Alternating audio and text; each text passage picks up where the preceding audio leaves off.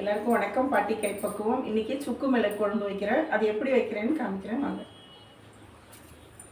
அதுக்கு தேவையான பொருளுங்க: 1 ஸ்பூன் தனியா, 1 ஸ்பூன் கடலைப்பருப்பு, 2 ஸ்பூன் மிளகு, ஒரு சுக்கு துண்டு, அப்புறம் ஒரு பெரிய ஒரு பூண்டு அப்படியே உரித்து வச்சுருக்கேங்க, மஞ்சத்தூள், புளி தண்ணி, தாளிப்புக்கு வடகம். இவ்வளோதாங்க இதுக்கு தேவையான ஐட்டம். எப்படி செய்யுதுன்னு பார்க்கலாம் வாங்க. ஃபஸ்ட்டு எல்லாத்தையும் வறுத்து எடுத்துக்கலாங்க.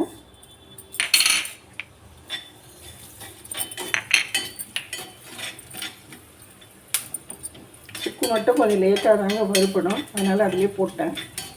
மிளகு, பூண்டு தனியாக வறுத்துக்கலாங்க. பூண்டையும் போட்டு கொஞ்சம் நல்லெண்ணெய் தாங்க யூஸ் பண்ணணும். நல்லெண்ணெய் ஊற்றி பூண்டையும் நல்லா வதக்கி எடுத்துக்கலாங்க.